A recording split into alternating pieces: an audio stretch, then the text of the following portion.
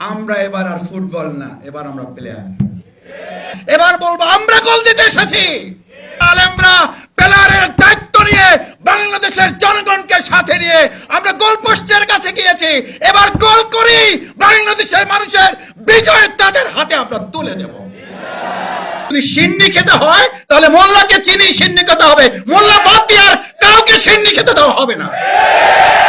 আলেমগণ আমরা এখন কেন এটা বুঝতে পারছি না, সেদিন যদি গণভবন টার্গেট করি তাহলে আজকে সেদিনকার খেলোয়াড় হিসাবে আমরা এখনো কেন গণভবন টার্গেট করব না, এখনো কেন জাতীয় সংসদ ভবন টার্গেট করব না, এখনো কেন বঙ্গভবন আমরা টার্গেট করব না, কেন জুলাই সনদে মাদ্রাসা শিক্ষক ছাত্র আলেমদেরকে স্থান দেওয়া হলো না। আসসালামু আলাইকুম ওয়া রাহমাতুল্লাহি ওয়া বারাকাতুহু। আলহামদুলিল্লাহ ওয়াসসালাতু ওয়াসসালামু আলা রাসূলিল্লাহ ওয়া আলা আলিহি ওয়া সাহবিহি আজমাইন। আজকে এই গুরুত্বপূর্ণ সেমিনার ছাত্র শিক্ষক ওলামায়ে কেরামের ভূমিকা গণঅভ্যুত্থান পরবর্তী নতুন বাংলাদেশে প্রিয় প্রবন্ধকার ডক্টর রফিকুল ইসলাম ঢাকা বিশ্ববিদ্যালয়ের তরুণ সামাজিক অধ্যাপক, আমার শ্রদ্ধাভাজন সভাপতি, উপস্থিত সম্মানিত ওলামায়ে কেরাম, অতিথিবৃন্দ, বাংলাদেশ জামাত ইসলামীর সংগ্রামী সহকারী সেক্রেটারি জেনারেল, বিশিষ্ট আলেমদ্বীন মাওলানা রফিকুল ইসলাম খান সহ আমার অনেক উস্তাদতুল্য সম্মানিত আলেমগণ এখানে উপস্থিত আছেন, আমার সামনে উপস্থিত আছেন। আমরা সকলকে আন্তরিকভাবে ধন্যবাদ জানাই, কৃতজ্ঞতা জানাই যে আপনারা সেই শুরু থেকে এখন পর্যন্ত আজকের এই প্রোগ্রাম সফল করার জন্য এখানে উপস্থিত আছেন।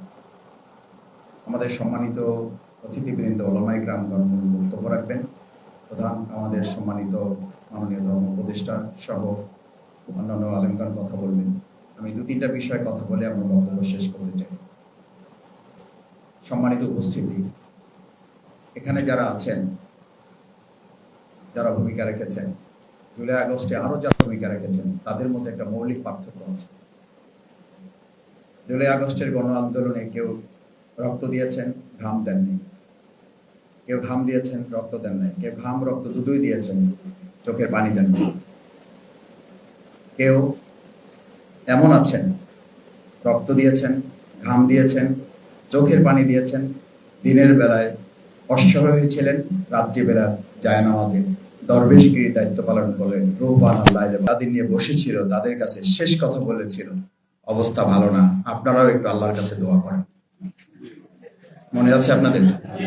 সেদিন তিনিও কিন্তু আপনাদের রাস্তা ধরেছিলেন, শেষ পর্যন্ত তিনিও আপনাদের পথে হেঁটেছেন, কিন্তু যতক্ষণে হেঁটেছেন ততক্ষণে আল্লাহ তাআলা তার জন্য রাস্তা বন্ধ করে দিয়েছেন। সেই জন্য আমি প্রায় বলি, মানুষ আল্লাহর পথে আসে, আল্লাহর কথা স্মরণ করে, যতক্ষণে আসে ততক্ষণে হয়তো তার কপাল থেকে হেদায়েতের শেষ নিশানাটুকু আল্লাহ তাআলা তুলে নেন। আসতে তো হয়, ওই যে আমরা বলি না, সোজা তো হন, মরার পরে হন। তো মরার পরেই যদি হবেন তাহলে মরার আগে হন না কেন? দ্বিতীয় কথা হচ্ছে, সম্মানিত ওলামায়ে কেরাম, মাদ্রাসার শিক্ষক, আমার প্রিয় ছাত্রবৃন্দ, আমাদের ভূমিকা যদি আলোচনা করি তাহলে আমাদেরকে এবার সিদ্ধান্ত নিতে হবে। সেদিন আমরা যাত্রাবাড়ি থেকে কি সিদ্ধান্ত নিয়ে বলেছিলাম এবার আমরা বাইতুল মোকাররমে যাব না গণভবনে যাব? এটা আপনাদের বুঝতে অসুবিধা হচ্ছে। সেদিন কোথায় সিদ্ধান্ত নিয়েছিলাম যে আমরা জাতীয় মসজিদ বাইতুল মোকাররমে যাব না গণভবন দখলে যাব? আমি খুব কেন বুঝতে পারি না আমি যে আলেমগণ আমরা এখন কেন এটা বুঝতে পারছি না, সেদিন যদি গণভবন টার্গেট করি তাহলে আজকে সেদিনকার খেলোয়াড় হিসাবে আমরা এখনো কেন গণভবন টার্গেট করব না, এখনো কেন জাতীয় সংসদ ভবন টার্গেট করব না, এখনো কেন বঙ্গভবন আমরা টার্গেট করব না? কেন আমাদের শুধু মসজিদ, মাদ্রাসা, জাতীয় বাইতুল মোকাররম এইটুকু হইলেই যেন, আমি আমাদের শ্রদ্ধেয় একজন প্রিন্সিপাল ছিলেন, আমি সস্তিনা মাদ্রাসার ওখানকার ছাত্র, তো আমার শিক্ষক বলতেন যে আমাদের একটা অসুবিধা কি বাসু জানো, আমরা দুনিয়ার দৃষ্টিতে কোনো কিছু একটু পেলে মোটামুটি আত্মতৃপ্তিতে ভরপুর, অথচ আল্লাহ গোটা রাজ্যটা আমাদেরকে দিতে চান, সেখানে আমরা কোনো একটা টুকরো মাটি নিয়ে আমরা আনন্দে আত্মদালিত হয়ে যাই। আজকে আমাদেরকে এটা মাথায় নিতে হবে যে এই আলেম ওলামা ছাত্র শিক্ষক সেদিন যাত্রাবাড়ি দখল করে নাই, সেদিন আমরা ডিক্লেয়ার করেছিলাম গণভবন। আজকে সেই যাত্রাবাড়ি উদ্ধার করার, সেই বিএনএস ভবন উত্তরার উদ্ধার করা, সেখানকার বিজয় ঘোষণা করা, ছাত্রদেরকে জুলাই সনদে রাখা হবে না, সেই জুলাই সনদ এই বাংলাদেশের মানুষটা একজন মানুষ এটা বিশ্বাস করে না। কেন জুলাই সনদে মাদ্রাসার শিক্ষক ছাত্র আলেমদেরকে স্থান দেওয়া হলো না? তার মানে কি জানেন? আপনাদেরকে ইতিমধ্যে জানিয়ে দেওয়া হয়েছে মোল্লার কাজ শেষ, এখন সিন্নি শুধু পালা। আর এবার আমরা বলতে চাই, যদি সিন্নি খেতে হয় তাহলে মোল্লাকে চিনি সিন্নি খেতে হবে, মোল্লা বাদ দিয়ে আর কাউকে সিন্নি খেতে দেওয়া হবে না।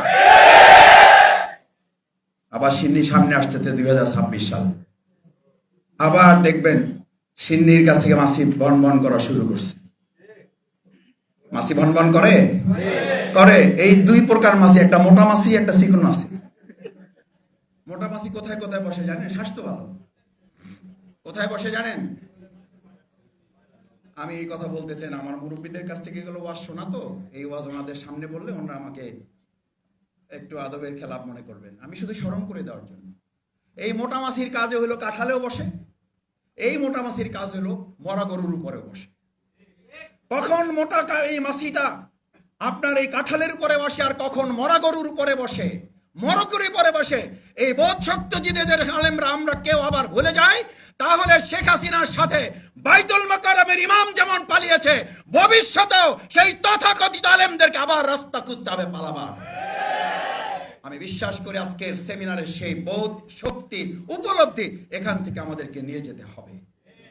শেষ কথা, সম্মানিত উপস্থিত সুধী মণ্ডলী, আজকে আমরা এখানে যারা আসছি, আমাদেরকে দেখবেন সব প্রোগ্রাম হয়, জাতীয় প্রোগ্রাম, বিভিন্ন গুরুত্বপূর্ণ প্রোগ্রাম, সেখানে আপনাদের উপস্থিতি, মিডিয়াতে আপনাদের উপস্থিতি, মিডিয়া লম্বা লম্বা আলোচনা হয়। যারা এসি রুমে বসে এই ফেসবুকে এবং টিভি দেখে জুলাই আগস্টের ঘটনা বর্ণনা করে, তারাও খানকার গেস্ট।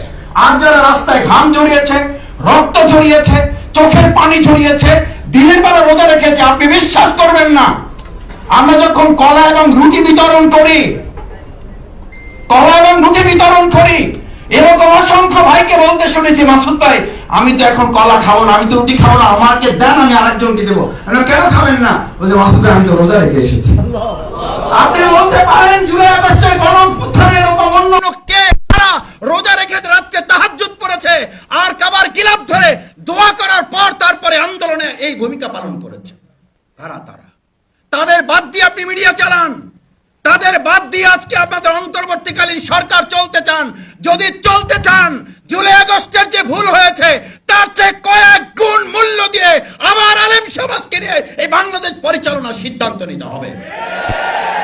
তার আগেই এই আলেম সমাজ, ছাত্র, মাদ্রাসা সবাইকে সমান মূল্যায়ন না, ন্যায্য মূল্যায়ন করতে হবে। এবারের ঘোষণা, আমরা এবার আর ফুটবল না, এবার আমরা প্লেয়ার। আমাদেরকে যেমন খুশি পিটাবেন, সেই দিন শেষ।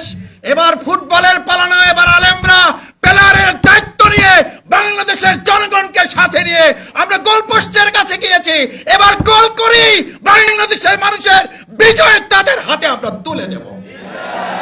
সেই প্রত্যাশা ব্যক্ত করে সেটার জন্য প্রস্তুতি গ্রহণ করার উদাত্ত আহ্বান জানিয়ে আমরা গোলপোস্টের কাছে গিয়ে যেন আর এটা না বলি আমরা সুন্দর দেখতে ফুটবল ভাই, যা পারেন করেন, মারেন আমাদের দিয়ে গোল দেন।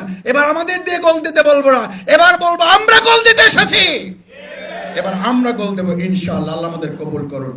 আসসালামু আলাইকুম ওয়া রাহমাতুল্লাহি ওয়া বারাকাতুহু।